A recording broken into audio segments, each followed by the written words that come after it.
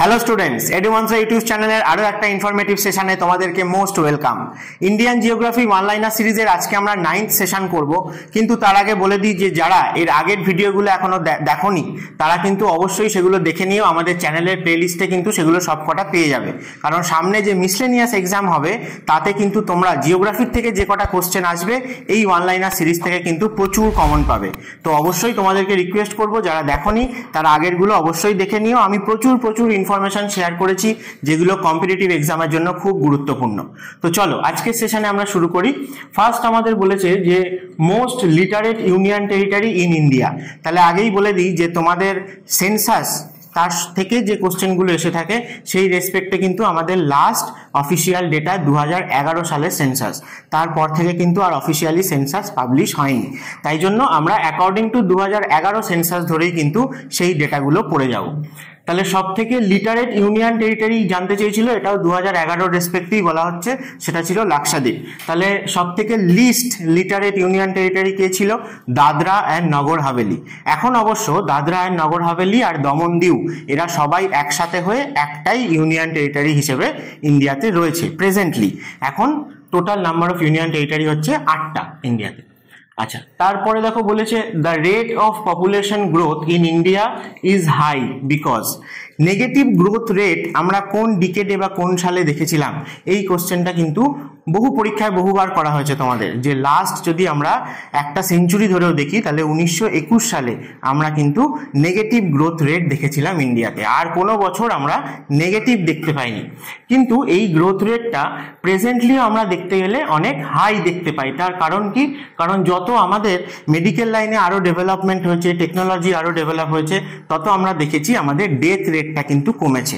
এবং death rate কমেছে এটা যেমন পপুলেশন অনেক বেশি সাস্টেন করছে বা ইনক্রিজ হওয়ার একটা কারণ, তার সাথে সাথে আমরা দেখব যে বার্থ রেটকে কিন্তু আমরা এখনো তেমন ভাবে কন্ট্রোল করতে পারিনি। তাই ডেথ রেট কমেছে এবং বার্থ রেটও প্রচুর হাই আছে। তাই জন্য আমাদের পপুলেশন গ্রোথ রেটটা ওভারঅল দেখতে গেলে খুব বেশি। আচ্ছা, তারপরেও দেখো 2011 সেন্সাস ধরেই তোমাদেরকে খুব ইম্পর্টেন্ট যেটা, যে ইন্ডিয়ার চাইল্ড সেক্স রেশিও কত ছিল। তাহলে 914 ছিল ইন্ডিয়ার চাইল্ড সেক্স রেশিও। তোমাদের বাকিগুলোও ইম্পর্টেন্ট, মানে ইন্ডিয়ার সেক্স রেশিও কত ছিল? 943 ছিল 2011 সালে। আর ওয়েস্ট বেঙ্গলের পার্সপেক্টিভ থেকেও তোমাদের জেনে যাওয়া উচিত যে ওয়েস্ট বেঙ্গলের সেক্স রেশিও সেটা ছিল 950 2011 সালে, এবং child sex ratio of West Bengal ছিল 956। এই সবকটাই কিন্তু ইম্পর্টেন্ট, তোমাদের মিসলেনিয়াসের জন্য কিন্তু ইম্পর্টেন্ট। আচ্ছা, তারপরে বলেছে হুইচ পাসেস কানেক্ট লে অ্যান্ড হিমাচল প্রদেশ।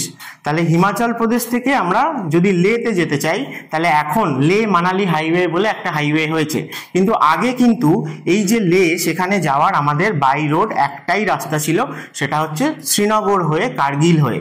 তো যখন কার্গিল ওয়ারও হয়েছিল তখনও আমাদের কাছে এটা একটা বিশাল থ্রেট ছিল যে কমিউনিকেশনটা যদি, অর্থাৎ জজিলা পাস যেখানে রয়েছে সেই জায়গায় কার্গিলের কাছে, সেখানে যদি আমাদের কমিউনিকেশনটা বিচ্ছিন্ন হয়ে যায় তাহলে লে বা লাদাখ পুরো ইউটিটা কিন্তু আমাদের থেকে, মানে ইন্ডিয়ার ল্যান্ডমাস থেকে পুরো সেপারেট হয়ে যাচ্ছে। তো সেই জন্য এইটা কার্গিল ওয়ারের পরেও আমাদের আরো বেশি হুঁশ ফিরেছে বলতে পারো, এবং আমাদের যে ব্রো অর্থাৎ বর্ডার রোড অর্গানাইজেশন তারা আরো তৎপর হয়েছে এবং লাদাখকে বা লেকে ইন্ডিয়ার বাকি জায়গার সাথে কানেক্ট করার আরো অন্যান্য রুট আমরা ডেভেলপ করেছি। তার মধ্যে একটা ইম্পর্টেন্ট হচ্ছে হিমাচল প্রদেশের মানালি থেকে আমরা লে যেতে পারি, এবং রিসেন্টলি আরো একটা নতুন রুট এইখানে কিন্তু তৈরি করা হচ্ছে, এবং সেটাও তোমাদের কারেন্ট অ্যাফেয়ার্সের দিক থেকে খুব ইম্পর্টেন্ট। সেটা হচ্ছে সিঙ্কুলা পাস, কারণ এই সিঙ্কুলা পাসের কাছে আমরা কিন্তু অল ওয়েদার রোড অর্থাৎ সিঙ্কুলা টানেল কিন্তু ডেভেলপ করছি, ঠিক আছে? সেটা এখনো আন্ডার কনস্ট্রাকশন চলছে। তাহলে এই দুটো পাস খুব ইম্পর্টেন্ট। আরো যদি কিছু ইনফরমেশন এই রিজিয়ন থেকে শেয়ার করি যেগুলো আর কি তোমাদের কোশ্চেন করা হয়ে থাকে, সেটা হচ্ছে যে মানালি থেকে যখন আমরা লে যাচ্ছি তখন প্রথম মানালির কাছে আমরা পেয়ে থাকি রোটাং পাস। যেই রোটাং পাসের কাছে এখন তৈরি হচ্ছে অটল টানেল, যেটা বলা হচ্ছে যে ইন্ডিয়ার বা এশিয়ার মধ্যে এই অল্টিটিউডে রয়েছে এরকম লংগেস্ট টানেল, ঠিক আছে? তাহলে এই লে মানালি হাইওয়েতে আমরা প্রথম এই অটল টানেল বা রোটাং পাসকে পাবো। তারপরে আমরা একদম হিমাচল প্রদেশ এবং লাদাখের বর্ডার রিজিয়নে এই বারালাচা পাসকে পেয়ে থাকি। বারালাচা পাসকে ক্রস করলে আমরা কিন্তু লাদাখের টেরিটরিতে এন্টার করি। এই বারালাচা পাসের কাছে খুব হাই অল্টিটিউড একটা লেক রয়েছে, যাকে আমরা সুরাজ তাল বা সুরিয়া তাল বলে থাকি। সেখান থেকে কিন্তু অরিজিনেট হচ্ছে ভাগা রিভার। কোন ভাগা রিভার? না যে ভাগা রিভার পরে আবার চন্দ্রা রিভারের সাথে মিট করে আমাদের চন্দ্রভাগা বা চেনাব রিভার হয়েছে। এই চন্দ্রা রিভারটাও কিন্তু এই রোটাং পাসের কাছাকাছি, এখানে আমরা বলে থাকি যে লাহুল স্পিতি রিজিয়ানে চন্দ্রতাল বলে একটা লেক থেকে অরিজিনেট হয়ে আসছে চন্দ্রা রিভার। তো এই চন্দ্রা আর ভাগা এদের যে অরিজিনটা সেটাও কিন্তু আমরা এই রিজিয়ানে পেয়ে থাকি। তো এই যেটা তোমরা ম্যাপে দেখতে পাচ্ছ যে ব্লু কালারের, এটাই হচ্ছে বারালাচা পাস দিয়ে লে মানালি হাইওয়ে। এবং আরেকটা অল্টারনেট রুট যেটার কথা আমি বলছিলাম, সেটাও কিন্তু আরো অনেক কম ডিস্টেন্সে লেকে কানেক্ট করতে পারবে। সেইখানেই রয়েছে আমাদের সিংকুলা পাস এবং যেখানে তৈরি হচ্ছে সিংকুলা টানেল। নেক্সট চলো, আবার সেন্সাস থেকে একটা কোশ্চেন আছে, বলছে যে লিস্ট পপুলেশন আমরা অ্যাকর্ডিং টু 2011 সেন্সাস কোন স্টেটে দেখতে পাই? তা সিকিম হচ্ছে সব থেকে least popular state of India 2011 সালে ছিল। তাহলে most popular state of India 2011 সালে কে ছিল? না সেটা হচ্ছে উত্তরপ্রদেশ ছিল মোস্ট পপুলার স্টেট। তা শুধুমাত্র প্রথমটা নয়, তোমাদের কিন্তু প্রথম দুটো বা তিনটেও জেনে যাওয়া উচিত। তোমরা কিন্তু এই ডেটাগুলোকে পরীক্ষার আগে অবশ্যই দেখে যাও। এছাড়াও population density, maximum population density 2011 সালে ছিল বিহার এবং 2 নম্বর পজিশনে ছিল আমাদের স্টেট ওয়েস্ট বেঙ্গল। বেশ, চলো নেক্সট দেখি কি আছে।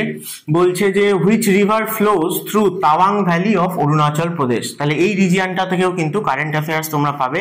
সেটা হচ্ছে যে সেলা টানেল। ঠিক যেমন সিংকুলা টানেলের কথা বলছিলাম, সেরকম সেলা পাস ওয়েস্টার্ন অরুণাচলে একটা হাই অল্টিটিউড পাস। সেইখানেও শীতকালে কিন্তু পুরোটাই আর কি স্নো কভার্ড হয়ে যায়। তাই জন্য অল ওয়েদার যাতে আমরা কমিউনিকেশনটা মেনটেন করতে পারি, তাই জন্য অ্যাক্রস সেলা পাস সেলা টানেলও কিন্তু তৈরি করা হচ্ছে। এবং কে বললাম যে এগুলো তৈরি করে কে? না BRO বা বর্ডার রোড অর্গানাইজেশন, যেটা 1960-তে কিন্তু তৈরি হয়েছে। আচ্ছা, অরুণাচল প্রদেশের তাওয়াং ভ্যালি যে রিজিয়নটা, সেটা আমরা ওয়েস্টার্ন অরুণাচলে পেয়ে থাকি। এবং এই রিজিয়নে আমরা কিন্তু অনেক ইম্পর্টেন্ট পাসকে পেয়ে থাকি। সবার প্রথম যদি বলতে হয় তাহলে হচ্ছে বমডিলা পাস, তারপরে সেলা পাসের কথা বললাম। তাছাড়াও আমরা দেখবে এখানে বুমলা, তুলুংলা এই সমস্ত পাসগুলো সব ওয়েস্টার্ন অরুণাচলে পাওয়া যায়। এবং কেন ইম্পর্টেন্ট? না এই সেলা, বমডিলা, বুমলা এই পাসগুলো ইন্ডিয়া, চায়না এবং ভুটান এই 3টে কান্ট্রির ট্রাই জাংশনে লোকেটেড।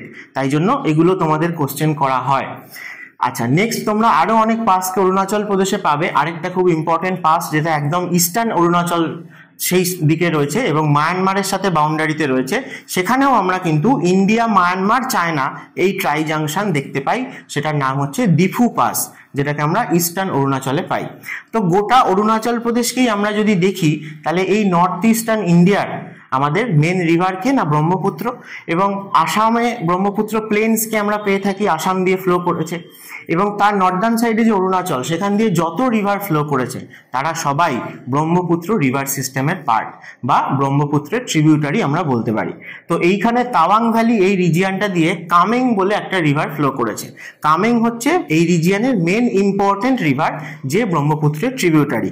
কিন্তু হিমালয়ান রিজিয়নে আমরা জানি যে এই যে রিভারগুলো, সেগুলো তাদের আরো যত হাই অল্টিটিউডে যাওয়া যায়, তাদের হেডওয়ার্ড স্ট্রিম খোঁজা যায়, তখন আমরা প্রচুর এরকম ছোট বড় স্ট্রিমকে পেয়ে থাকি, কারণ এরা সবাই পেরিনিয়াল রিভার এবং হিমালয়ান গ্লেশিয়ার থেকে অরিজিনেট হয়ে আসছে। যাই হোক, তাওয়াং ভ্যালি এই রিজিয়নটা দিয়ে ফ্লো করছে কামেং রিভার, যে কিন্তু ব্রহ্মপুত্রের একটা ইম্পর্টেন্ট রাইট ব্যাঙ্ক ট্রিবিউটারি। আচ্ছা, নেক্সট বলেছে the smallest sanctuary of West Bengal. The smallest wild life sanctuary আমরা পেয়ে থাকি হচ্ছে দার্জিলিংয়ে, যার নাম হচ্ছে জোরে পোখারি ওয়াইল্ড লাইফ স্যাংচুয়ারি। তো এইখানে যে ছবিটা দেখছো, এখানে দার্জিলিং আর কালিম্পং দুটোকেই একসাথে দেখানো আছে। তো তোমাদেরকে আবারও বলবো, এর আগের ভিডিওগুলোতেও কোনো না কোনোটাই আমি নিশ্চয়ই আলোচনা করেছি যে আমাদের ইম্পর্টেন্ট যে ন্যাশনাল পার্কগুলো ওয়েস্ট বেঙ্গলে 6টা রয়েছে, তার মধ্যে নর্থ বেঙ্গলে 5টা রয়েছে, আর সাউথে বলতে সুন্দরবন একমাত্র রয়েছে। তো দার্জিলিংয়ে সব থেকে প্রথম ইম্পর্টেন্ট যেটা, সেটা হচ্ছে সিঙ্গলীলা ন্যাশনাল পার্ক। তাছাড়া দার্জিলিংয়ে প্রচুর ওয়াইল্ড লাইফ স্যাংচুয়ারি আছে, যার মধ্যে একটা হচ্ছে এই জোরে পোখারি। এই পোখারি ওয়ার্ডটার মানে কি? তোমাদেরকে বিসিএস এ অনেক সময় এরকম ধরনের কোশ্চেনও করা হয় না, যেমন ধরো এই যে আমি একটু আগে সুরাজ তাল, চন্দ্রতাল বলছিলাম, তাল কথার মানে কি? তো তাল আমরা দেখবো আবার উত্তরাখণ্ডে একরকম, হিমাচল প্রদেশ, লাদাখে একরকম, আবার দেখবো যে মালদা, বিহার এই লো ল্যান্ড রিজিয়নে তাল একরকম। ঠিক সেরকমই এই ওয়ার্ডগুলোর মিনিং রয়েছে, বা এগুলোকে আমরা লোকাল লোকাল নেম হিসেবে বলতে পারি। যেমন এই পোখারি কথার মানে হচ্ছে ছোট পন্ড বা ছোট ছোট জলাশয়, পুকুর টাইপের, ঠিক আছে। তো যেহেতু দুটো আছে তাই জন্য এদেরকে আমরা এক জোড়া অর্থাৎ জোড়ে পোখারি বলে থাকি। তো এই জায়গাটা থেকে মহানন্দা রিভারের একটা ইম্পর্টেন্ট ট্রিবিউটারি যার নাম হচ্ছে বালাসন রিভার, যেই বালাসন রিভার আর মহানন্দার মিটিং প্লেসেই কিন্তু আমাদের শিলিগুড়ি টাউনটা লোকেটেড। সেই বালাসন রিভারের অরিজিনও কিন্তু এই জোড়ে পোখারি এই রিজিয়ানটা থেকে হয়েছে। আর এই জোড়ে পোখারি ওয়াইল্ড লাইফ স্যাংচুয়ারিটা যে কারণে ফেমাস সেটা হচ্ছে হিমালয়ান স্যালামান্ডার বলে একটা স্পেসিস পাওয়া যায়। এই স্পেসিসটার জন্য সব থেকে বেশি ফেমাস। তাছাড়াও এখানে প্রচুর স্নেক পপুলেশন কিন্তু আমরা দেখতে পাই এই জোড়ে পোখারির মধ্যে। আচ্ছা, এছাড়াও দার্জিলিং এর ইম্পর্টেন্ট ওয়াইল্ড লাইফ স্যাংচুয়ারির মধ্যে নাম আসে সেঞ্চাল ওয়াইল্ড লাইফ স্যাংচুয়ারি, যেটা টাইগার হিলের কাছে রয়েছে, সেঞ্চাল ওয়াইল্ড লাইফ স্যাংচুয়ারি। তাছাড়া আরেকটু যদি আমি সাউদার্ন সাইডে চলে আসি, প্লেন রিজিয়ানের দিকে বা তেরাই রিজিয়ানের দিকে, তাহলে আমরা মহানন্দা ওয়াইল্ড লাইফ স্যাংচুয়ারিকেও পাই। আর কালিম্পং এর সব থেকে ইম্পর্টেন্ট যেটা ন্যাশনাল পার্ক রয়েছে সেটা হচ্ছে নেওড়া ভ্যালি ন্যাশনাল পার্ক। আমি আসবো এরপরেও, হয়তো রয়েছে আমাদের আজকের টপিকের মধ্যে, যে সেখানে আমরা একমাত্র ওয়েস্ট বেঙ্গলের মধ্যে ক্লাউডেড লেপার্ড পেয়ে থাকি। ক্লাউডেড লেপার্ড একমাত্র এই কালিম্পং এর নেওড়া ভ্যালি রিজিয়নে পাওয়া যায়। আচ্ছা, নেক্সট টপিকে যাওয়ার আগে তোমাদের বলে দিই যে WBCS 2024 প্রিলিমিনারি ডিসেম্বরে হতে চলেছে। তো এডু মান্ত্রায় কিন্তু একদম ফ্রেশ ব্যাচ, নতুন ব্যাচ সবে মাত্র শুরু হয়েছে, আর মাত্র কয়েকটা সিট ফাঁকা আছে। তোমরা যারা যারা ইন্টারেস্টেড তারা খুব তাড়াতাড়ি কন্ট্যাক্ট করে জয়েন করে নিতে পারো, কারণ এখানে আমরা প্রথম থেকেই কনসেপ্টের ওপর জোর দিই এবং মেন্সকে ফোকাস করে ক্লাস করানো হয়। তাই প্রথম থেকে ক্লাস করলে তোমাদের কিন্তু খুব সুবিধা হবে, পরে এলে তোমাদেরকে বুঝতে কিছুটা প্রবলেম হয় তোমাদের। তো সেই জন্য এখনই কন্ট্যাক্ট করে জয়েন করে নাও, যারা যারা 2024কে WBCS কে টার্গেট করছো তাদের জন্য বলছি। এবং এখানে মেন্সকে ওরিয়েন্টেড পড়ানো হয়তো বটেই, তার সাথে প্রত্যেকটা সাবজেক্টে আলাদা আলাদা টিচারকে তুমি পাবে এবং প্রত্যেকটা সাবজেক্টে প্রচুর ক্লাস টেস্ট বা মক টেস্ট নেওয়া হয়। তো সেগুলো তোমাদের প্রিপারেশনকে কিন্তু আরও বেটার করবে। এবং প্রিলিমিনারির জন্য আলাদা করে কিছু ভাবতে হয় না, কারণ যেভাবে আমরা পড়াই তাতে 2-3 মাসের প্রিলিমিনারি তুমি অটোমেটিক্যালি ক্লিয়ার করে দেবে। আর যারা যারা পুরনো অ্যাসপিরেন্ট WBCS এর জন্য, যারা সব সাবজেক্ট ডিটেলে পড়তে চাইছো না, তাদের জন্য বলছি তোমরা ল্যাঙ্গুয়েজ গ্রুপ যদি শুধু প্র্যাকটিস করতে চাও, বেঙ্গলি এবং ইংলিশ, তাহলে সেটার ব্যবস্থাও কিন্তু আছে। মান্থলি মাত্র 700 রুপিসে তোমরা এভরি উইক কোশ্চেন পাবে বেঙ্গলি এবং ইংলিশ রাইটিং প্র্যাকটিসের জন্য। সেগুলো সাবমিট করলে সেগুলো কারেকশন করা হবে এবং কিভাবে তোমার আরও ইমপ্রুভ হতে পারে সেই নিয়ে কিন্তু তোমাকে ডিসকাশনও করে দেওয়া হবে। তাই যারা যারা সিরিয়াস অ্যাসপিরেন্ট আছো তাদেরকে বলছি তোমরা দেরি করো না, অবশ্যই ইন্টারেস্টেড থাকলে এডুমান্ত্রার সাথে যোগাযোগ করো। আচ্ছা, আমরা টপিকে ফিরে আসি। বলছে যে নকরেক বায়োস্ফিয়ার রিজার্ভ এটা কোথায় রয়েছে। তাহলে আমাদের বায়োস্ফিয়ার রিজার্ভ ইন্ডিয়াতে কতগুলো রয়েছে? 18টা রয়েছে। তাদের মধ্যে ইউনেস্কো দ্বারা স্বীকৃত হয়েছে, অর্থাৎ ম্যান অ্যান্ড বায়োস্ফিয়ার প্রোগ্রামের আওতায় এসছে, সেরকম রয়েছে 12টা। তো আমাদেরকে 18টাই জানতে হবে এবং কোথায় কোনটা রয়েছে সেটা অবশ্যই আমাদের জানা উচিত। তাহলে আজকে আমি নকরেককে নিয়েছি। নকরেককে আমরা কোথায় পাবো? না, মেঘালয়াতে পাবো। মেঘালয় বললেই আশা করি তোমাদের মাথায় 3টে হিলসের নাম চলে আসে, যে গারো, খাসি আর জয়ন্তিয়া। তো মেঘালয়ের ম্যাপ তোমরা দেখতে পাচ্ছ, পরপর ওয়েস্ট থেকে ইস্টে কিন্তু এভাবেই গারো হিলস, খাসি হিলস এবং জয়ন্তিয়া হিলস রয়েছে। তাদের মধ্যে সব থেকে বেশি রিজিয়ন জুড়ে রয়েছে গারো অ্যান্ড খাসি হিলস। সেই গারো হিলসের হাইয়েস্ট পিক হচ্ছে নকরেক। তো সেই যে রিজিয়নটাতে আমরা যে বায়োস্ফিয়ার রিজার্ভটা পাবো সেটাকেই আমরা বলি নকরেক বায়োস্ফিয়ার রিজার্ভ। একটা বায়োস্ফিয়ার রিজার্ভের মধ্যে অনেক ন্যাশনাল পার্ক বা ওয়াইল্ড লাইফ স্যাংচুয়ারি থাকতে পারে। তাহলে এখানেও নকরেক বায়োস্ফিয়ার রিজার্ভের মধ্যে আমরা নকরেক ন্যাশনাল পার্ক এবং বালপাখরাম ন্যাশনাল পার্ক বলে দুটো ন্যাশনাল পার্ককে পেয়ে থাকি। দুটোই কিন্তু ইম্পর্টেন্ট। আর মেঘালয়তেও বায়োস্ফিয়ার রিজার্ভ একটাই আছে। এবং ন্যাশনাল পার্ক বা ওয়াইল্ড লাইফ স্যাংচুয়ারি আমরা গারো হিলসকে বেস করেই সব থেকে বেশি দেখতে পাই। খাসি হিলস বা জয়ন্তিয়া হিলসে কিন্তু কোনো ন্যাশনাল পার্ক নেই। তো গারো হিলসের হাইয়েস্ট পিক নকরেক যখন বললাম, খাসি হিলসের হাইয়েস্ট পিক সেটা হচ্ছে শিলং। কিন্তু ওভারঅল মেঘালয়ের হাইয়েস্ট পিক যদি তোমাকে জিজ্ঞেস করা হয় বা মেঘালয় প্ল্যাটুর হাইয়েস্ট পয়েন্ট কোনটা, তাহলে সেটা কিন্তু তখন অ্যান্সার হয় শিলং। তার মানে অবশ্যই শিলংয়ের অল্টিটিউড নকরেকের থেকে বেশি। তাই ওভারঅল মেঘালয় বললে শিলং হচ্ছে হাইয়েস্ট পিক। আর আলাদা আলাদা করে গারো, খাসিও তোমায় জিজ্ঞেস করতে পারে। এছাড়াও তোমরা দেখবে যে মৌসিনরাম ওয়ার্ল্ডের মধ্যে সব থেকে ওয়েটেস্ট ইনহ্যাবিটেড প্লেস যেটাকে বলা হয়, আগে বা গোটা চেরাপুঞ্জি ডিস্ট্রিক্টটাকেও বলা হয়ে থাকে। এই রিজিয়নটাতে এত বেশি রেনফল হয়ে থাকে। তো সেইটাও কিন্তু কোন হিলসে রয়েছে সেটাও জিজ্ঞেস করা হয়, খাসি হিলসে, এবং খাসি হিলসের সাউদার্ন স্লোপে রয়েছে, সাউদার্ন স্লোপে বাংলাদেশের দিকে। আর শিলং রয়েছে এই খাসি হিলসেরই নর্দার্ন স্লোপে, অর্থাৎ কিছুটা আমরা রেন শ্যাডো রিজিয়ান বলতে পারি।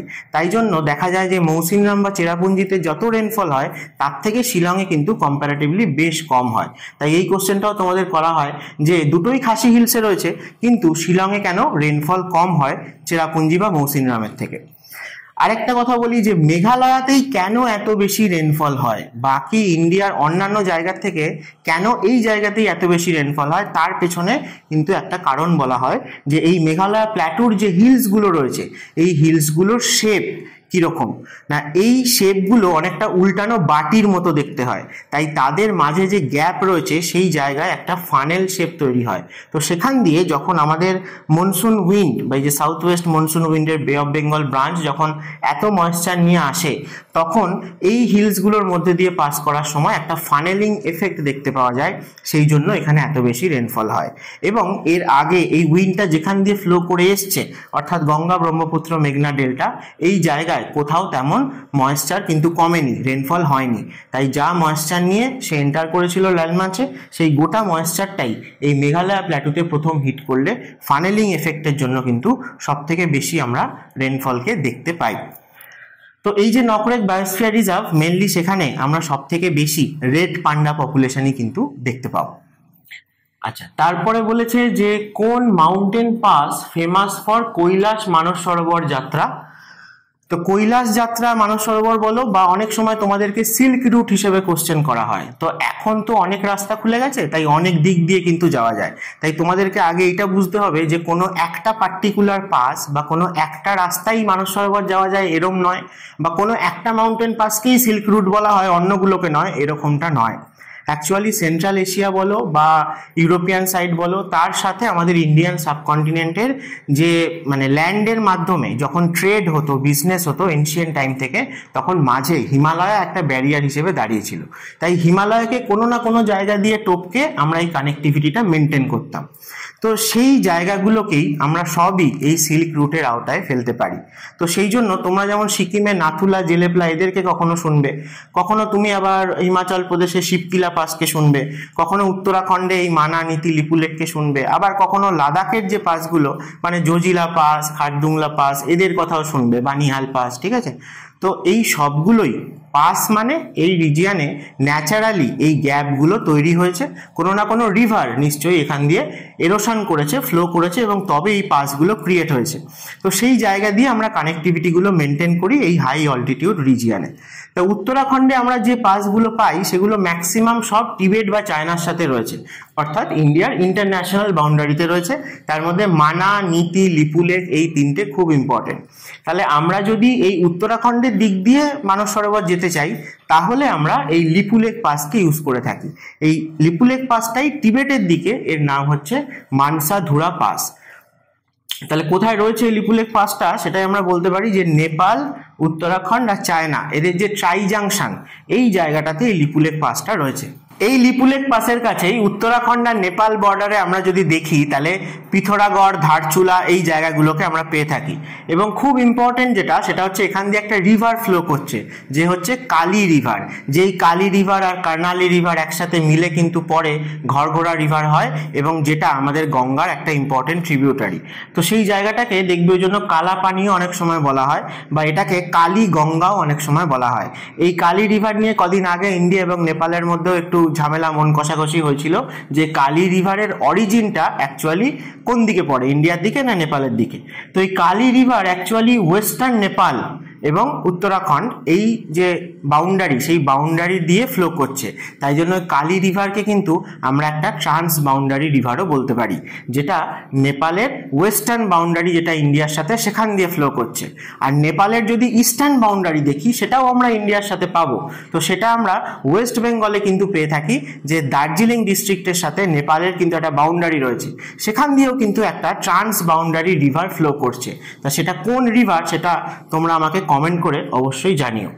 তো চলো লিপুলেক পাস তাহলে কোথায় আছে আমরা দেখলাম, এই লিপুলেক পাস দিয়ে আমরা তাহলে মানস সরোবর বা কৈলাস পর্বতের কাছে যেতে পারছি। কিন্তু কখনো যদি তোমাকে কোশ্চেনে এরকম দেয় যে ইস্টার্ন ইন্ডিয়া দিয়ে, তাহলে ইস্টার্ন ইন্ডিয়া মানে নাথুলা পাস দিয়ে, বা একটু আগে যে বমডিলা বুমলা পাসের কথা বললাম সেখান দিয়েও কিন্তু আমরা টিবেট বা চায়না এন্টার করতে পারি এবং লাসা যেতে পারি, সেই লাসা থেকেও কিন্তু আমরা মানস সরোবর পৌঁছতে পারি।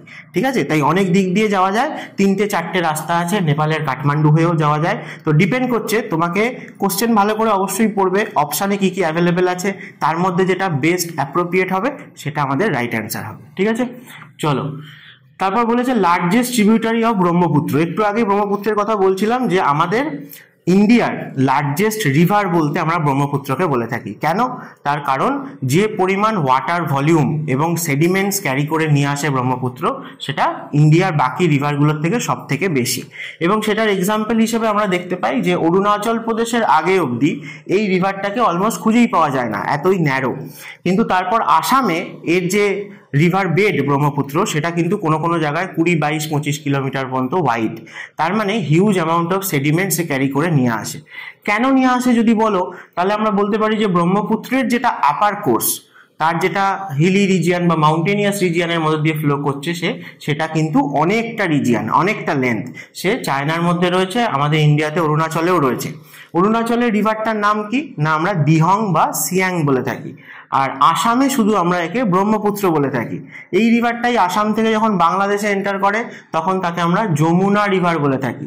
সেই যমুনা এবং আমাদের গঙ্গার যে ডিস্ট্রিবিউটারি পদ্মা, এই দুটো মিলে ফাইনালি গিয়ে মেঘনা রিভারের সাথে মিট করে। তো এই ব্রহ্মপুত্র রিভার আসাম দিয়ে যখন ফ্লো করছে তখন তার প্রচুর রাইট ব্যাঙ্ক এবং লেফট ব্যাঙ্ক ট্রিবিউটারিকে আমরা পাবো। তো এদের মধ্যে রাইট ব্যাঙ্ক ট্রিবিউটারিগুলো অবশ্যই সবাই হিমালয়ান রিভারই হবে, কারণ এই সাইডে অরুণাচল প্রদেশ রয়েছে বা আমাদের ইস্টার্ন হিমালয়ান রিজিয়ান রয়েছে। ওয়েস্টার্ন সাইডে মানে লেফট ব্যাঙ্কে আমি ব্রহ্মপুত্রের যে ট্রিবিউটারিগুলো পাবো তার মধ্যেও আমরা দুটো হিমালয়ান রিভারকে পাই, একটা হচ্ছে দিবং আর একটা হচ্ছে লোহিত রিভার। এছাড়া আমরা ধরো নাগাল্যান্ড থেকে দোয়াং রিভার বা যাকে পরবর্তীকালে ধানসিরি রিভার বলা হয় আসামে, সেগুলো ব্রহ্মপুত্রের লেফট ব্যাঙ্ক ট্রিবিউটারির মধ্যে পড়ে, বা মেঘালয় থেকে আসা কপিলি রিভার। আর রাইট ব্যাঙ্ক ট্রিবিউটারির মধ্যে সব থেকে ইম্পর্টেন্ট যে সে হচ্ছে সুবর্ণশিরি রিভার। এই সুবর্ণশিরি রিভারকেই আমরা লার্জেস্ট ট্রিবিউটারি অফ ব্রহ্মপুত্র বলে থাকি, কারণ সুবর্ণশিরি কিন্তু অনেকটা ভলিউম অফ ওয়াটার বা সেডিমেন্টস কন্ট্রিবিউট করে ব্রহ্মপুত্রতে।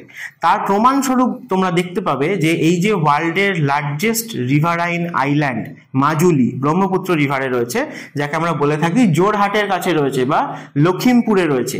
এই লখিমপুরের কাছেই কিন্তু সুবর্ণশিরি রিভার এসে ব্রহ্মপুত্রের সাথে মিট করেছে।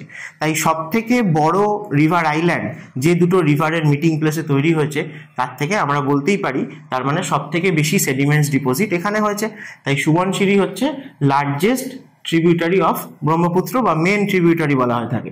সুবর্ণশিরি ছাড়াও তোমরা ব্রহ্মপুত্রের রাইট ব্যাঙ্কে একটু আগে যেমন তাওয়াং দিয়ে ফ্লো করছিল বলছিলাম কামেং রিভার ছাড়াও তোমরা মানস রিভার, বেকি রিভার, সংকোশ রিভার, এই রিভারগুলোকে ব্রহ্মপুত্রের রাইট ব্যাঙ্ক ট্রিবিউটারি হিসেবে পাবে।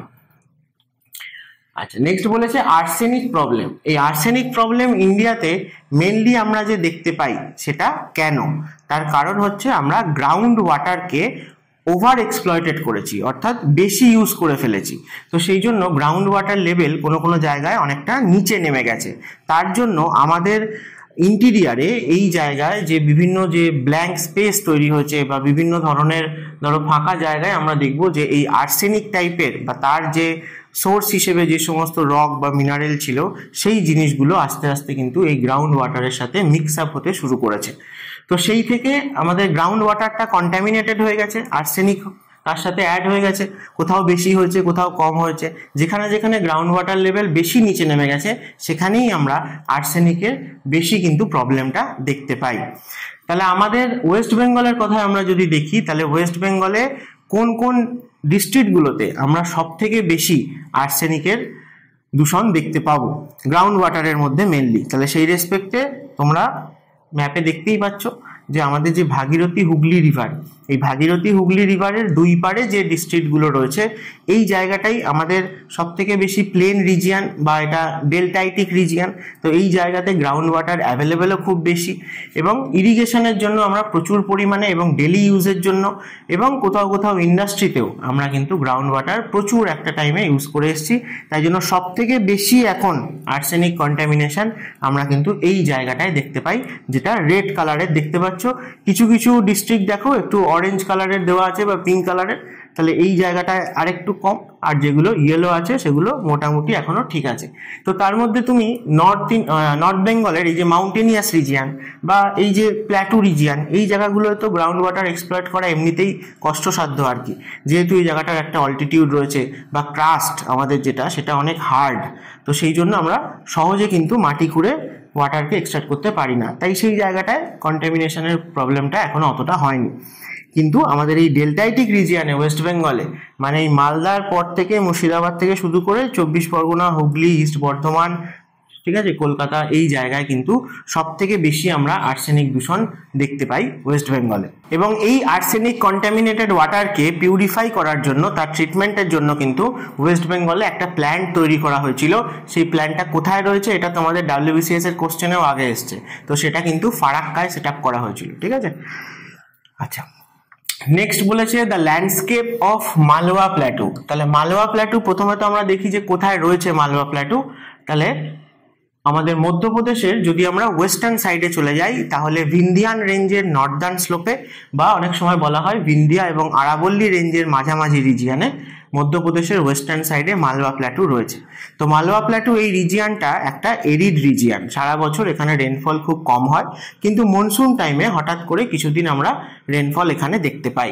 তো সেই জন্য এই জায়গাটা আমাদের ওভারঅল পেনিনসুলায় যদি দেখি আমরা যে আর্কিয়ান রক সিস্টেম দিয়ে তৈরি হয়েছে, যার মেন রক হচ্ছে গ্রানাইট। তো সেই গ্রানাইট রক থেকে যে সয়েল তৈরি হয় তো সেটা হচ্ছে রেড সয়েল।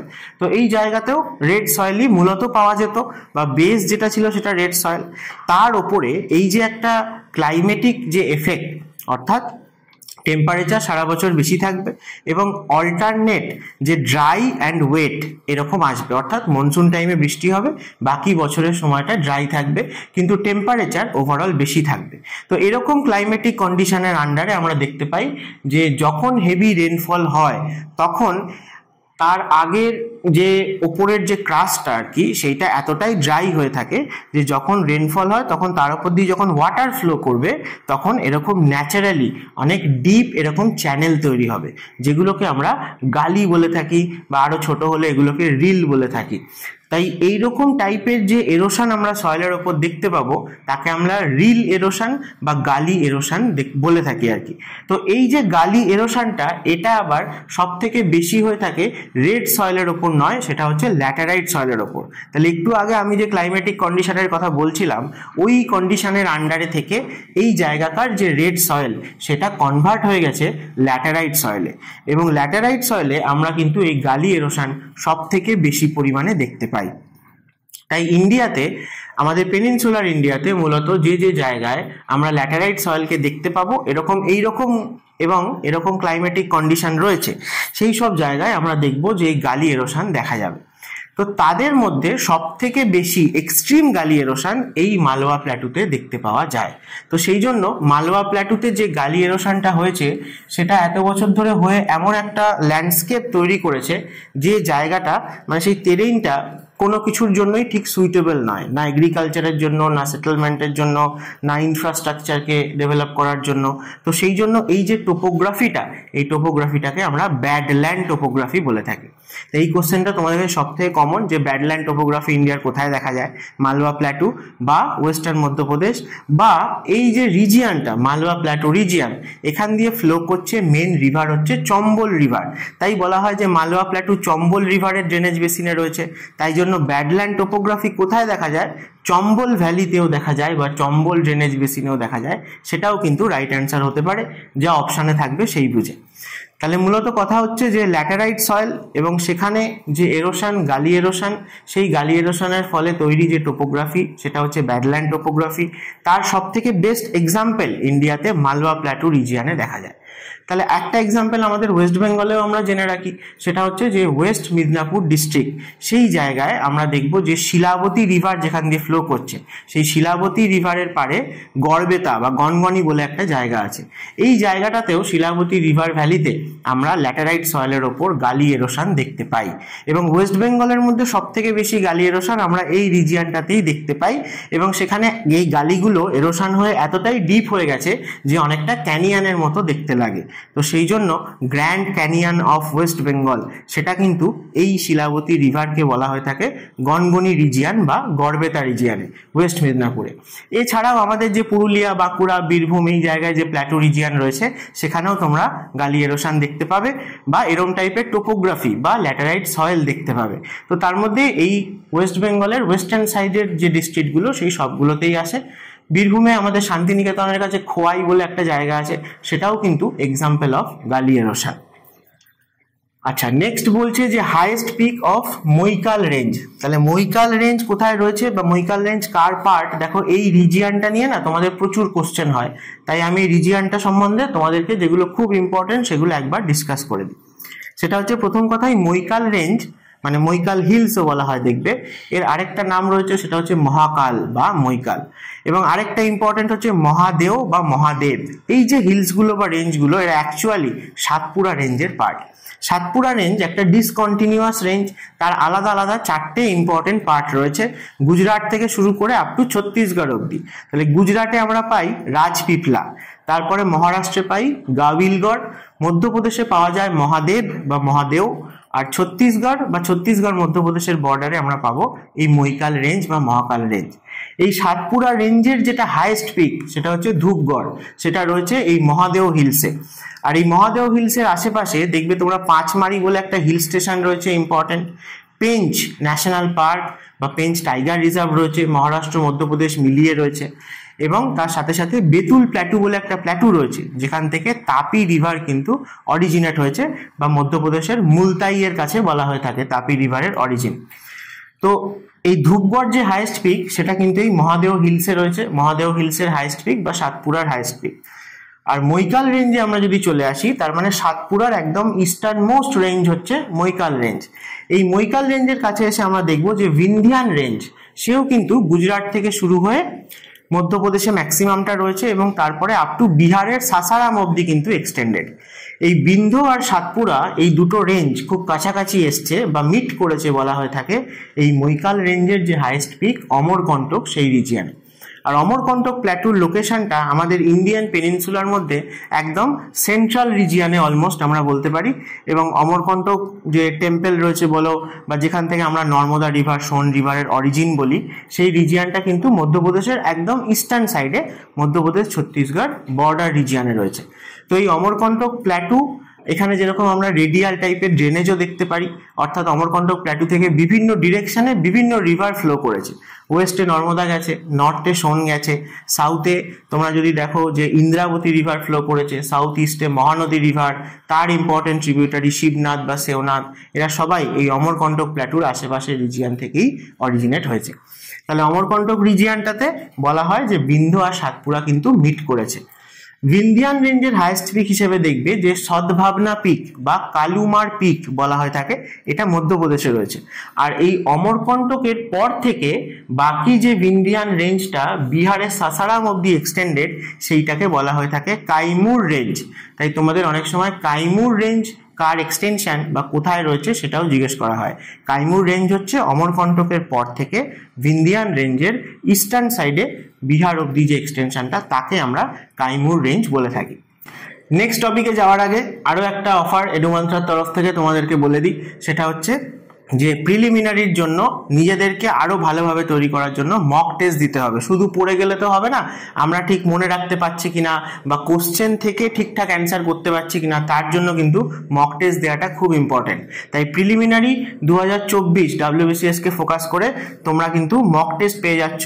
16টা মক আমরা এরকম রেখেছি যেখানে তোমাকে বিভিন্ন টপিক আলাদা আলাদা করে বলে দেওয়া হবে, এবং তার সাথে ম্যাথ, জিকে, জিআই, এই সমস্তগুলো, ইংলিশ, এগুলো কিন্তু সবকটা মকেই তোমরা পাবে। তাছাড়া বাকি সাবজেক্টের ছোট ছোট করে কিছুটা টপিক সিলেক্ট করে দেওয়া হয়েছে যাতে তোমরা ভালো করে সেটার প্রিপারেশন নিয়ে মকগুলো দিতে পারো। এরকম তোমরা 16টা কিন্তু মক টেস্ট পেয়ে যাবে মাত্র 299-এ, এবং এগুলো হয়ে যাওয়ার পর প্রিলিমিনারি যেরকম হয় সেরকম ফুল লেন্থ কমপ্লিট সেট কিন্তু তোমরা আরও 10টা পেয়ে যাবে 299-এ। তোমরা যদি একসাথে এখনই নিয়ে নাও পুজোর আগে, তাহলে পুজো অবধি অফারটা ভ্যালিড আছে, তোমরা কিন্তু 100 টাকা আরও ডিসকাউন্ট পেয়ে যাচ্ছ। আর এই যে টপিক বাই 16টা মক, এটা কিন্তু টিচার্স ডের দিন থেকে শুরু হয়ে যাচ্ছে, তাই আর দেরি করো না। যারা যারা ইন্টারেস্টেড, সিরিয়াস অ্যাসপিরেন্ট রয়েছে, প্রিপারেশন নিচ্ছ WBCS 2024-এর জন্য, তাদেরকে বলি তোমরা অবশ্যই এই নাম্বারে কন্ট্যাক্ট করো। আর শুধু মক নয়, এডুমন্ত্রায় WBCS 2024-কে ফোকাস করে নতুন ব্যাচ কিন্তু স্টার্ট হয়ে গেছে, সবে মাত্র স্টার্ট হয়েছে, মাত্র কয়েকটা সিট এখনো ফাঁকা রয়েছে। তো যারা যারা ইন্টারেস্টেড তারা অবশ্যই এই নাম্বারে কন্ট্যাক্ট করো। চলো নেক্সট বলছে যে ইন্ডিয়া কবে international tsunami warning system adopt করেছিল। 2004 সালে এই সুনামি ওয়ার্ডটার সাথে আমাদের প্রথম পরিচয় হয়। এর আগে আমরা অনেকে জানতামই না যে কি সুনামি, বা তার স্পেলিং যে শুরু হয় টি দিয়ে, তাই না? তো এই 2004 সালে আমাদের আন্দামান নিকোবর রিজিয়নে ইন্দোনেশিয়ার কাছে যে প্রথম আর্থকোয়েক হলো, এবং তার এফেক্টে আমরা ইন্ডিয়ান কোস্টে যে সুনামি দেখতে পেলাম, তারপর থেকে তার 2 বছর পরে 2006 সালে ইন্ডিয়া কিন্তু এটা অ্যাডপ্ট করেছিল যে একটা ওয়ার্নিং সিস্টেম। অর্থাৎ আগে তো আর্থকোয়েক যদি হয় সমুদ্রের তলায় বলো, অর্থাৎ যেখানে যেখানে বিভিন্ন প্লেটগুলোর জাংশন রিজিয়ন রয়েছে, সেই জায়গাতে প্রথমে আর্থকোয়েক হলে সেখান থেকে কিছুক্ষণ পরে, মানে আর্থকোয়েক হওয়ার সাথে সাথে সি ওয়েভ একটা জেনারেট করে, তো সেটা কোস্ট লাইন অবধি আসতে কিছুটা তো টাইম লাগে। তো সেইটা আগে থেকে যাতে ওয়ার্নিং দেওয়া যায় কোস্টাল রিজিয়নগুলোকে, তো সেই সিস্টেমটা আমরা অ্যাডপ্ট করেছি 2006 সালে। তো আরেকটা যেটা ইম্পর্টেন্ট জিজ্ঞেস করা হয় তোমাদের, যে ইন্ডিয়াতে এই সিস্টেমটা কোথায় বসানো আছে, বা সুনামি ওয়ার্নিং সেন্টার তার যে হেডকোয়ার্টার সেটা কোথায় আছে। কারণ কোস্টাল রিজিয়নে অনেক জায়গাতেই আমরা অনেক সাব সেন্টার্স আর কি এরকম করেছি, কিন্তু মেন যে হেডকোয়ার্টারটা সেটা হায়দ্রাবাদে আছে, তেলেঙ্গানার হায়দ্রাবাদে। সেটা অবশ্যই মনে রেখো, সুনামি ওয়ার্নিং সিস্টেম ইন্ডিয়াতে হায়দ্রাবাদে ইনস্টল করা আছে মেন। আচ্ছা, নিউ স্যাটেলাইট লঞ্চ স্টেশন ইন্ডিয়াতে। স্যাটেলাইট লঞ্চিং স্টেশন আমাদের শ্রীহরিকোটা সব থেকে ফেমাস ছিল, যেটা পুলিকট লেকের মাউথে রয়েছে। তারপরে মিসাইল টেস্টিং সেন্টার সেটা কিন্তু আমরা উড়িষ্যা কোস্টে পাই, তাই না? ব্রাহ্মণী রিভারের মাউথে হুইলার আইল্যান্ড, বা যেটার এখন নাম এপিজে আব্দুল কালাম আইল্যান্ড, সেগুলো থেকে মিসাইল টেস্ট করতাম আমরা। এখন নতুন আরেকটা কিন্তু ইসরো লঞ্চ করছে, সেটা জায়গাটার নাম হচ্ছে যে এই কুলশেখরাপাত্তিনাম, এবং ডিস্ট্রিক্টটার নাম হচ্ছে থুতুকুডি ডিস্ট্রিক্ট অফ তামিলনাড়ু। তোমরা গালফ অফ মান্নারে তুতিকোরিন যেখানে রয়েছে, পার্ল ফিশিং এর জন্য ফেমাস যে তুতিকোরিন বা মেজর পোর্ট রয়েছে, সেই রিজিয়ানে কিন্তু নতুন করে দেখতে পাবে, যে ম্যাপে সার্চ করলেও পাবে, সেখানে কিন্তু নতুন আমরা একটা স্যাটেলাইট লঞ্চিং স্টেশন বানাচ্ছি, ঠিক আছে? আচ্ছা, নেক্সট চলো বলছে যে কোন রিভার ইন্ডিয়ান পেনিনসুলাকে দুটো হাফে ভাগ করেছে। তাহলে ইন্ডিয়ান পেনিনসুলা বলতে কি বোঝায় আর কি? ইন্ডিয়ান পেনিনসুলা বলতে অ্যাকচুয়ালি গুজরাটের যে সৌরাষ্ট্র কোস্ট সেইখান থেকে, বা কাথিয়াওয়াড় পেনিনসুলা থেকে শুরু করে নর্দার্ন মোস্ট পয়েন্ট হচ্ছে আরাবল্লী রেঞ্জ, যেখানে গিয়ে শেষ হচ্ছে, অর্থাৎ যাকে আমরা দিল্লি রিজ বলে থাকি, দিল্লির কাছে, সেখান থেকে আপ টু ইস্টার্ন সাইডে মেঘালয়া প্ল্যাটু অবধি, এবং সাউদার্ন সাইডে কন্যাকুমারী, একে আমরা বলে থাকি ইন্ডিয়ান পেনিনসুলা বা পেনিনসুলার প্ল্যাটু অফ ইন্ডিয়া, বা ইন্ডিয়ান পেনিনসুলা বা পেনিনসুলার ইন্ডিয়া। তো এই রিজিয়নটাকে আমরা দুভাগে ভাগ করতে পারি। একটাকে আমরা বলি সেন্ট্রাল ইন্ডিয়ান হাইল্যান্ড। এই রিজিয়নটাতে দেখবে তোমরা কিছু মাউন্টেন এবং প্ল্যাটু রয়েছে, যেমন আরাবল্লী বিন্ধ্য মাউন্টেন রয়েছে, Chotanagpur plateau, Amarkantak plateau, Malwa Bundelkhand, Meghalaya plateau, এরা সব সেন্ট্রাল ইন্ডিয়ান রিজিয়নের মধ্যে আমরা বলে থাকি।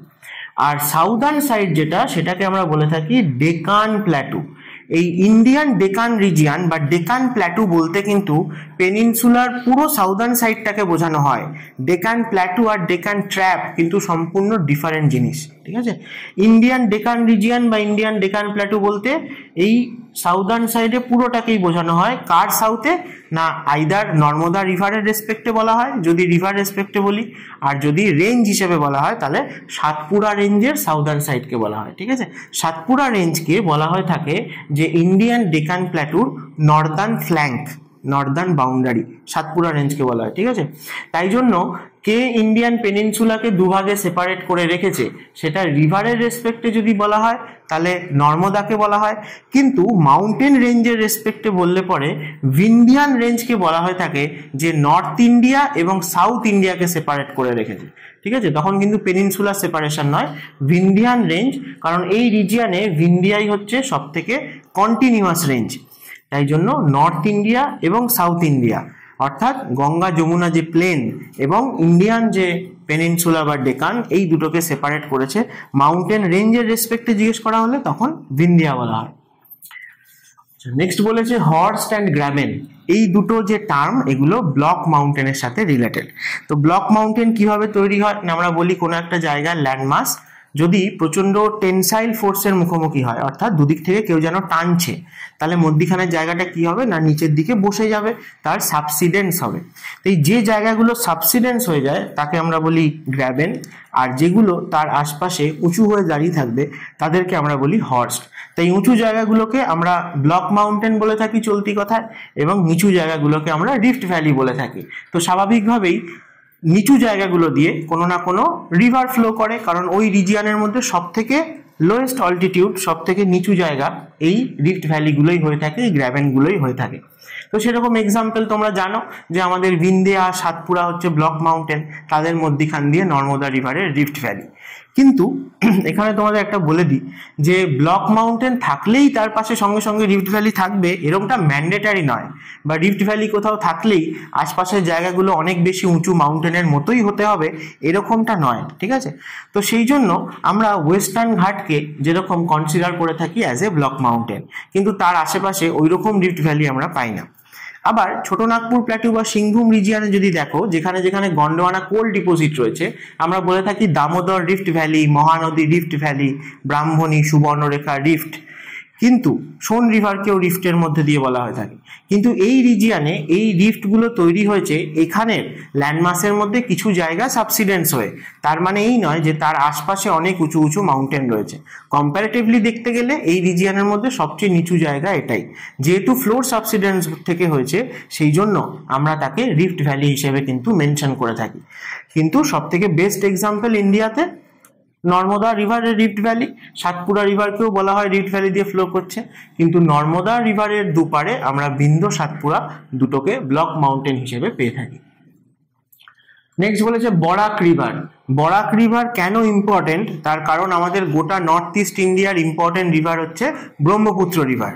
তো সেই জন্য ম্যাক্সিমাম যা রিভার রয়েছে সেই রিজিয়নে দেখা যায় যে ব্রহ্মপুত্রেরই ট্রিবিউটারি, আর এই জায়গাতেই তোমরা কোশ্চেনটা ভুল করে আসো যে বরাক রিভারের সাথে ব্রহ্মপুত্র রিভারের কোনো সম্পর্ক নেই। ব্রহ্মপুত্র রিভার সিস্টেমের পার্টই নয় Barak river. Barak river originate হয়েছে নাগাল্যান্ড আর মণিপুরের বর্ডারের কাছাকাছি থেকে, এবং তারপরে সেটা মণিপুর হয়ে, মিজোরাম হয়ে, আসাম হয়ে ফাইনালি বাংলাদেশে এন্টার করেছে। যখন বাংলাদেশে এন্টার করছে তখন এই বরাক রিভারটা দুভাগে ভাগ হয়ে গেছে, মানে দুটো ডিস্ট্রিবিউটারিতে, একটার নাম সুরমা আর একটা হচ্ছে কুশিয়ারা। এবং এই সুরমা ভ্যালি, সুরমা রিভার, এটা কিন্তু তোমরা বাংলাদেশেই পাবে, বাংলাদেশের একদম ইস্টার্ন সাইডে। এবং ফাইনালি এই সুরমা আর কুশিয়ারা রিভার দুটো গিয়ে মেঘনা রিভারের ট্রিবিউটারি, তাই জন্য বরাক রিভার হচ্ছে মেঘনা রিভার সিস্টেমের part. Brahmaputra river system, Ganga river system এবং মেঘনা রিভার সিস্টেম, এই তিনটে মিলিয়ে কিন্তু কম্বাইন একটা ডেল্টা ফর্ম করে, যেটা ওয়ার্ল্ডের লার্জেস্ট ডেল্টা, বা যার মাউথে আমরা ওয়ার্ল্ডের লার্জেস্ট ম্যানগ্রোভ ফরেস্ট সুন্দরবনকে পেয়ে থাকি। তাই এটাকে আমরা গঙ্গা, ব্রহ্মপুত্র, মেঘনা ডেল্টা বলে থাকি। তো এই বরাক রিভার কিন্তু ব্রহ্মপুত্রের সাথে কোনো সম্পর্ক নেই, এটা ফাইনালি বাংলাদেশে এন্টার করে সুরমা কুশিয়ারা নামে মেঘনা রিভারের সাথে মিট করেছে। এবং এই বরাক রিভার সম্বন্ধে দুটো কোশ্চেন খুব কমন। একটা হচ্ছে বরাক রিভারের ওপর একটা ড্যাম রয়েছে, সেটার নাম হচ্ছে তিপাইমুখ ড্যাম, বরাক রিভারের ওপর পাওয়া যায়। আর আসামের শিলচর, এইটা তোমাদেরকে খুব কমন জিজ্ঞেস করা হয়েছে, বহু পরীক্ষায় এসছে যে শিলচর টাউনটা কোন নদীর পাড়ে রয়েছে, তো সেটা বরাক রিভারের পাড়ে রয়েছে। এবার এই শিলচর যেখানে রয়েছে আসামে, সেই জায়গাতে আমরা বরাক রিভারের পাড়ে কিছুটা প্লেন রিজিয়ন পেয়ে থাকি বা ভ্যালি পেয়ে থাকি। তো সেই জায়গায় কিন্তু রাইস কাল্টিভেশন, টি কাল্টিভেশন, এগুলোর জন্য কিন্তু বরাক ভ্যালি ফেমাস। এইভাবেও অনেক সময় তোমাকে জিজ্ঞেস করা হয়। তারপরে চলো বলেছে watershed between Indus and Ganga river system. ঠিক আছে, খুব ইম্পর্টেন্ট, খুব কনসেপচুয়াল কোশ্চেন।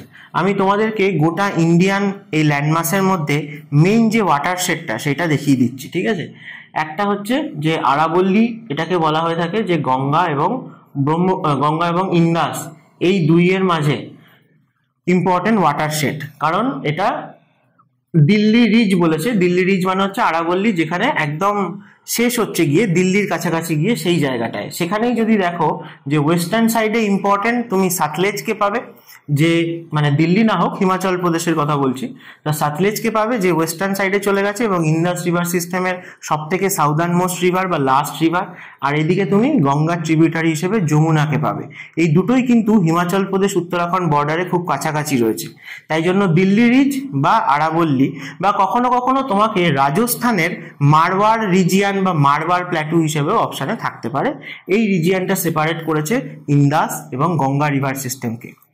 তারপরে যদি দেখি যে ভিন্ডিয়ার কথা এক্ষুনি বলছিলাম, যে ভিন্ডিয়াকেও কিন্তু আমরা ওয়াটারশেড বা ওয়াটার ডিভাইড বলে থাকি, কারণ এটা একটা কন্টিনিউয়াস রেঞ্জ যে কি করেছে না, নর্থ ইন্ডিয়ার যে রিভার সিস্টেম, যে ড্রেনেজ, তার সাথে আমাদের সাউথ ইন্ডিয়া পেনিনসুলা বা ডেকানের যে ড্রেনেজ, তাকে সেপারেট করে রেখেছে। এই দুইয়ের মাঝে কোনো লিঙ্ক নেই। তাই ভিন্ডিয়া কিন্তু important watershed between north India and south India, বা তোমায় বলতে পারে বিটুইন গ্যাঞ্জেটিক প্লেন্স এবং ডেকান প্ল্যাটু, এইভাবে। আর লাস্ট যেটা, সেটা হচ্ছে ওয়েস্টার্ন ঘাট। ওয়েস্টার্ন ঘাটকেও কিন্তু আমরা ওয়ান কাইন্ড অফ ওয়াটারশেড বলে থাকি, কারণ পেনিনসুলার মধ্যে বিশেষ করে ডেকান রিজিয়ানে যদি আমরা দেখি, ম্যাক্সিমাম রিভার হচ্ছে ইস্ট ফ্লোয়িং রিভার, যাদের মাউথ বে অফ বেঙ্গলে রয়েছে। তার মানে ম্যাক্সিমাম রিভার এই ওয়েস্টার্ন ঘাট থেকেই অরিজিনেট হয়েছে এবং তারা ইস্টের দিকে ফ্লো করেছে। এবং এই যে আমরা ইস্ট ফ্লোয়িং রিভার আর ওয়েস্ট ফ্লোয়িং রিভার হিসেবে ভাগ করে থাকি অথবা কম্পেয়ার করে থাকি যে এই রিভারগুলোর ডিফারেন্স কি কি, ইস্ট ফ্লোয়িং আর ওয়েস্ট ফ্লোয়িং, সেটা কার রেসপেক্টে করা হয় সেটা কোনোদিন ভেবে দেখেছো? সেটা কিন্তু ওয়েস্টার্ন ঘাটের পার্সপেক্টিভ থেকেই করা হয়। ওয়েস্টার্ন ঘাটের ওয়েস্টার্ন সাইডের যে রিভারগুলো তাদের ক্যারেক্টারিস্টিক্স একরকম, আর ওয়েস্টার্ন ঘাটের ইস্টার্ন স্লোপে যে রিভারগুলো অরিজিনেট হয়েছে, যেমন গোদাবরী, কাবেরী, কৃষ্ণা, পেন্নার, এই রিভারগুলোর একরকম। তাহলে এই ওয়েস্টার্ন ঘাটের ইস্টার্ন সাইড আর ওয়েস্টার্ন সাইডের যে ড্রেনেজ, তার মধ্যেও কিন্তু কোনো কানেকশন নেই বা কোনো লিঙ্ক নেই। তাই জন্য ইন্ডিয়ান ডেকান রিজিয়ানের রিয়েল ওয়াটারশেড বলতে কিন্তু ওয়েস্টার্ন ঘাটকে বোঝানো হয়। তো এই তিনটে ইন্ডিয়ান ল্যান্ডমাসের মধ্যে খুব ইম্পর্টেন্ট ওয়াটারশেড। তাছাড়া কিছু ওয়াটারশেড বাউন্ডারি রিজিয়ানে রয়েছে, যেমন কারাকোরাম হচ্ছে নর্দার্ন মোস্ট ওয়াটারশেড, যে ইন্দাস রিভার সিস্টেমকে সেপারেট করে রেখেছে কাজাকিস্তানের রিভার সিস্টেমের সাথে। অথবা ইস্টার্ন সাইডে আমরা জানি যে অরুণাচল প্রদেশ আর মায়ানমার এই জায়গাটায় পাটকই রেঞ্জ বা পাটকইবাম রেঞ্জ, এটাকেও আমরা ওয়াটারশেড বলে থাকি ইন্ডিয়া আর মায়ানমারের মধ্যে। তো এইগুলো কিন্তু ইম্পর্টেন্ট ওয়াটারশেডস অফ ইন্ডিয়া। আচ্ছা, নেক্সট বলেছে যে আমি তোমাদেরকে একটু আগে ডিসকাস করে দিয়েছি যে কালিম্পংয়ের সব থেকে ইম্পর্টেন্ট ন্যাশনাল পার্ক সেটা হচ্ছে ন্যাওড়া ভ্যালি ন্যাশনাল পার্ক। এই যে ছবি দেখতে পাচ্ছ, ক্লাউডেড লেপার্ডের জন্য ওয়েস্ট বেঙ্গলে একমাত্র এই ন্যাশনাল পার্কটাই ফেমাস। ন্যাওড়া ভ্যালি অবশ্যই মনে রেখো, কালিম্পং। আর এটাও তোমাদের আগেও বলেছি যে ভ্যালি এই রিজিয়ানে, মানে মাউন্টেনিয়াস রিজিয়ানে যত ভ্যালি শোনো না, তার মানে সেখান দিয়ে কোনো না কোনো নিশ্চয়ই রিভার ফ্লো করছে। তো ন্যাওড়া নামের কিন্তু একটা রিভারও রয়েছে। তোমাদের যদি কখনো এরকম কোশ্চেনে দেয়, তো তোমরা সেই জিনিসটা আইডিয়া থাকলে এমনিই কিন্তু বলতে পারবে যে এটা একটা রিভারের নামও। তুমি যত এরকম শুনবে, ঠিক আছে, স্পিতি ভ্যালি, লাহুল ভ্যালি, ঠিক আছে, চম্বা ভ্যালি, তো এরকম সবই কিন্তু কোনো না কোনো রিভারকে আমরা পাই। আচ্ছা, নেক্সট খুব ইম্পর্টেন্ট, সেটা হচ্ছে ন্যাশনাল ডলফিন রিসার্চ সেন্টার। এটা কোথায় রয়েছে না, পাটনাতে রয়েছে, বিহারের। এবং শুধু রিসার্চ সেন্টার না, তার সাথে সাথে Vikramshila Gangetic dolphin sanctuary, marine sanctuary, Vikramshila Gangetic dolphin marine sanctuary, এটাও কিন্তু আমরা পেয়ে থাকি গঙ্গা রিভারে, বিহারের ভাগলপুর ডিস্ট্রিক্টে রয়েছে। সেখানে 20-30 কিলোমিটার এরকম গঙ্গা রিভারের স্ট্রেচ, সেটাকে আমরা কনজার্ভ করেছি, প্রিজার্ভ করছি as a wild life sanctuary. কেন? তার কারণকে, বা মেরিন স্যাংচুয়ারি, কারণ গ্যাঞ্জেটিক ডলফিন, যেটা ইন্ডিয়ার ন্যাশনাল অ্যাকোয়াটিক অ্যানিম্যাল, সেই গ্যাঞ্জেটিক ডলফিনকে প্রোটেক্ট করার জন্য, যে ছবিতে দেখতে পাচ্ছ গ্যাঞ্জেটিক ডলফিন, সেইটা। তো এটাও খুব ইম্পর্টেন্ট, মনে রেখো যে Vikramshila Gangetic dolphin marine sanctuary বিহারে রয়েছে, ভাগলপুর ডিস্ট্রিক্টে রয়েছে। আচ্ছা, তারপরে বলেছে যে কোরাল কোথায় কোথায় ইন্ডিয়াতে পাওয়া যায়। তাহলে কোরাল আমরা 4টে জায়গায় পাবো, আশা করি তোমরা সবাই জানো, বা এগুলো এখন যখন এতগুলো আমি সেশন করে ফেলেছি তখন কিছু কিছু জিনিস তোমাদের কাছে কমন চলে আসছে, ঠিক আছে? তাই সব জিনিসে আমি আর অত ডিটেলসে যাচ্ছি না, যেগুলো আমি আগে ডিসকাস করেছি আমি চেষ্টা করছি যেগুলো হয়নি সেই কথাগুলোই তোমাদের বলতে। তাই সবাইকে এই রিকোয়েস্টটাই করবো যে আগের ভিডিওগুলো সবাই দেখে নিও অ্যাটলিস্ট মিসলেনিয়াস এক্সামের আগে। আর ভিডিওগুলো যদি ভালো লাগে, ইনফরমেটিভ মনে হয়, তাহলে অবশ্যই লাইক করো, বাকিদের সাথে শেয়ার করো, আমাদের চ্যানেলকে অবশ্যই সাবস্ক্রাইব করো। তাহলে কোরাল 4টে জায়গায় পাবো আমরা, গালফ অফ মান্নারে পাবো, গালফ অফ কাছে পাবো, লাক্ষাদ্বীপে পাবো, এবং আমরা আন্দামান নিকোবরের ক্ষেত্রেও কিন্তু পাবো, নিকোবর আইল্যান্ডের আশেপাশে। লাক্ষাদ্বীপের কাছে আমরা ইন্ডিয়ার মধ্যে সব থেকে বেশি কোরাল আর কি দেখতে পাই, এবং কোরাল থেকে একটা স্পেশাল টাইপের আইল্যান্ড ফরমেশন হয়, রিং শেপড কোরাল আইল্যান্ড, যাকে আমরা অ্যাটলও বলে থাকি। এই অ্যাটল টাইপের আইল্যান্ডও কিন্তু আমরা লাক্ষাদ্বীপেই শুধু দেখতে পাই। এবং ইন্ডিয়ান ওশানের লার্জেস্ট অ্যাটল কোনটা, এটাও তোমাদের কোশ্চেন হয়েছে আগে, সেটা হচ্ছে দিয়েগো গার্সিয়া আইল্যান্ড, যেটা ব্রিটিশ ইন্ডিয়ান ওশান টেরিটরির পার্ট। লাক্ষাদ্বীপ সম্বন্ধে কিছু ইনফরমেশন তোমরা কিন্তু জিকে হিসেবে অবশ্যই দেখে যাও। যেমন তোমরা আন্দামান নিকোবরের ক্ষেত্রে পড়ো, আন্দামান নিকোবরে যেমন সব থেকে বড় আইল্যান্ড কোনটা, তাই না, মিডিল আন্দামান, বা সাউদার্ন মোস্ট আইল্যান্ড কোনটা, সব থেকে ছোট কোনটা, তো সেগুলো লাক্ষাদ্বীপের ক্ষেত্রেও কিন্তু ভ্যালিড। লাক্ষাদ্বীপের যেমন সব থেকে বড় আইল্যান্ড হচ্ছে অ্যান্ড্রট আইল্যান্ড, সব থেকে ছোট হচ্ছে বিটরা আইল্যান্ড।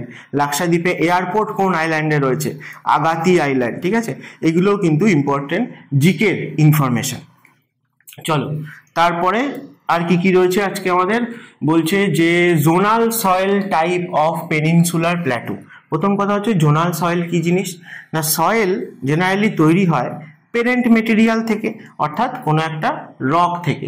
তো এই যে পেরেন্ট মেটেরিয়াল বা রকটা যে জায়গায় পাওয়া যায়, তার থেকে যে সয়েলটা তৈরি হচ্ছে সেটা যদি সেই রিজিয়ানেই পাওয়া যায় তাহলে পরে, অর্থাৎ যে জোনের রক, যে জোনের পেরেন্ট মেটেরিয়াল, সেই জোনেই পাওয়া যায় যে সয়েল, তাকে বলে জোনাল সয়েল। আর যদি এরমটা না হয় যে যে জোনের এটা অ্যাকচুয়ালি অরিজিন যেখান থেকে, সেখানে পাওয়া যাচ্ছে না, অন্য জায়গায় গিয়ে পাওয়া যাচ্ছে, কিভাবে না কোনো কিছুর মাধ্যমে এটা এরোশন হয়েছে এবং তারপরে গিয়ে ডিপোজিট হয়েছে, সেটা উইন্ড হতে পারে, রিভার হতে পারে, গ্লেশিয়ার হতে পারে, তখন তাকে আমরা বলি অ্যাজোনাল সয়েল। তাহলে এই বেসিকটা তোমাদের জানা উচিত। তাহলে জোনাল সয়েল কাদেরকে বলবো ইন্ডিয়াতে, আমাদের ইন্ডিয়ান পেনিনসুলার কথা একটু আগেই বলছিলাম যে আর্কিয়ান রক সিস্টেম দিয়ে তৈরি, যার মেন রক গ্রানাইট, তার থেকে তৈরি হয় সয়েল হলে রেড সয়েল। তাহলে আমাদের ওভারঅল পেনিনসুলার যে রেড সয়েলটা পাওয়া যায় এটা অবশ্যই জোনাল সয়েল। এবং যেহেতু ওভারঅল পেনিনসুলা আমাদের এই গ্রানাইট টাইপের রক দিয়েই মূলত তৈরি, তাই জন্য মেন যে জোনাল সয়েলটা পেনিনসুলার প্ল্যাটুর, যখন তোমাকে রক থেকে কোশ্চেন করা হয় তুমি বলো যে গ্রানাইট বা তার মেটামরফিক ভার্সন, নিস, এগুলোই হচ্ছে মেন পেনিনসুলার রক যেটা পাওয়া যায়। তো সেক্ষেত্রে মেন জোনাল সয়েল হিসেবে আমরা রেড সয়েলকেই বলবো। আরও example of zonal soil in India যদি বলো, তাহলে ব্যাসাল্টিক রক যেখানে ডিপোজিট হয়েছিল ডেকান ট্র্যাপ, তার আশেপাশের রিজিয়ানেই আমরা শুধু ব্ল্যাক সয়েলকে পেয়ে থাকি। আমরা নর্থ ইন্ডিয়াতে প্লেন্সে যেরকম রেড সয়েল ব্ল্যাক সয়েল পাই না, তার মানে এরা হচ্ছে এক্সাম্পল অফ জোনাল সয়েল। আর অ্যাজোনাল সয়েলের সব থেকে বড় এক্সাম্পল ইন্ডিয়াতে হচ্ছে অ্যালুভিয়াল সয়েল, কারণ অ্যালুভিয়াল সয়েল আমরা দেখেছি যে রিভারের মাধ্যমে এসে ডিপোজিট হয়েছে এবং সেগুলো কোনো একটা অন্য জায়গাকার জিনিস রিভারের মাধ্যমে এরোশন হয়ে এসে অন্য কোথাও ডিপোজিট হয়েছে, তাই অ্যালুভিয়াল সয়েল হচ্ছে best example of অ্যাজোনাল soil.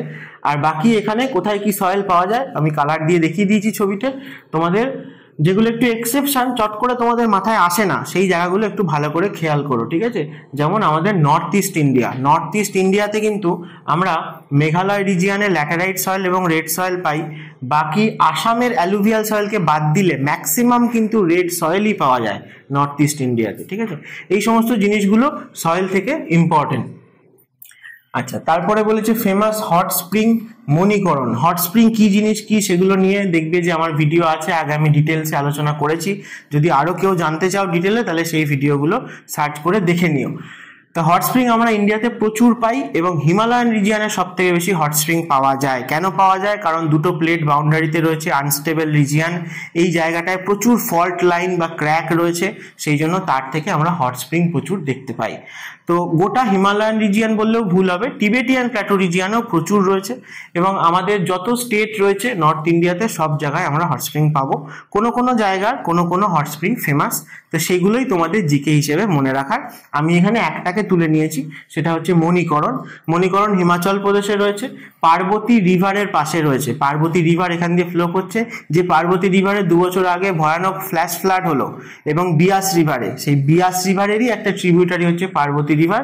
Parvati বলে তোমরা একটা পিক কেও পাবে, গ্রেটার হিমালয়ান একটা পিক। তো সেই পার্বতী রিভারের পারে মণিকরণ রয়েছে, এবং এই পার্বতী রিভারের পাশে একটা টুরিস্ট স্পট বলতে পারো, কাসোল বলে, ঠিক আছে, একটা হিল স্টেশন, সেগুলো তোমাদের জিজ্ঞেস করা হয় কোন হিল স্টেশন কোথায় রয়েছে, সেই কাসোলও রয়েছে এই পার্বতী ভ্যালিতেই। এছাড়া যেমন আরেকটা এখন মাথায় আসছে, সেটা হচ্ছে লাদাখ। লাদাখের পুগা ভ্যালি, এটা কিন্তু খুব ইম্পর্টেন্ট একটা হট স্প্রিং, এবং সেখান থেকেই ইন্ডিয়াতে প্রথম জিওথার্মাল এনার্জি ডেভেলপ করার কিন্তু চেষ্টা করা হয়েছিল, লাদাখের পুগা ভ্যালি। তো এরকম হিমালয়ান রিজিয়নে প্রচুর আছে। তার সাথে পেনিনসুলাতেও আমরা টুকটাক পাই, মধ্যপ্রদেশ, ছত্তিশগড়, এমনকি আসামের দিকে, সেদিকেও কিন্তু আমরা অল্প বিস্তর হট স্প্রিং পেয়ে থাকি। ওয়েস্ট বেঙ্গলের বক্রেশ্বর, তাই তো, তো সেই জায়গাতেও কিন্তু আমরা হট স্প্রিং পেয়ে থাকি। বেশ, তারপরে বলেছে যে জিরো ভ্যালি, তো এরকমই এগুলো সবই জিকের পার্ট। যেমন ইম্পর্টেন্ট হট স্প্রিং এর কথা বললাম, যেরকম ইম্পর্টেন্ট পাস রয়েছে, ইম্পর্টেন্ট পিক রয়েছে, ইম্পর্টেন্ট ভ্যালি রয়েছে, তো সেরকমই একটা ভ্যালি হচ্ছে জিরো ভ্যালি। এগুলো আইদার খুব ফেমাস ট্যুরিস্ট ডেস্টিনেশন হতে পারে, অথবা কোনো না কোনো কারণে কারেন্ট অ্যাফেয়ার্সের জন্য তোমার হয়তো নিউজে এসছে, তো সেই সমস্ত থেকে এই কোশ্চেনগুলো করা হয়। যেমন তাওয়াং ভ্যালির কথা অরুণাচলে, ঠিক আছে, নিউজে এসছে। তারপরে তোমরা দেখবে যে 2017-18 সালে ইন্ডিয়ার সাথে চায়নার যে স্ট্যান্ড অফ হয়েছিল, আমাদের সিকিম, ভুটান এবং এই জায়গাটায় চায়না দেখবে কিছুটা ঢুকে রয়েছে ভেতর দিকে, তো সেখানে যেমন ছিল চুম্বি ভ্যালি। তো এগুলো বিভিন্ন কিন্তু জিকের দিক থেকে তোমাকে কোশ্চেন আসে। সেরকমই জিরো ভ্যালি আমরা অরুণাচল প্রদেশে পাই, তাওয়াং অরুণাচল প্রদেশে পাই। দেখবে যে নাগাল্যান্ডে জোকু ভ্যালি বলে একটা কোশ্চেনে এসেছিল বিসিএসে, ঠিক আছে, জোকু ভ্যালি, সেটাকে কিন্তু আমরা নাগাল্যান্ডে পেয়ে থাকি। তো এগুলো তোমরা যত চোখ কান খোলা রাখবে, এদিক ওদিক ঘাটাঘাটি করবে বা খবর পড়বে, বই পড়বে, সেই সমস্ত জায়গা থেকে কিন্তু এই নলেজগুলো চলে আসবে। আমি যতটা পাচ্ছি, যতটা জানি, তোমাদের সাথে সবটাই শেয়ার করছি, এবং এর থেকে কিন্তু প্রচুর তোমরা কমন পাবে।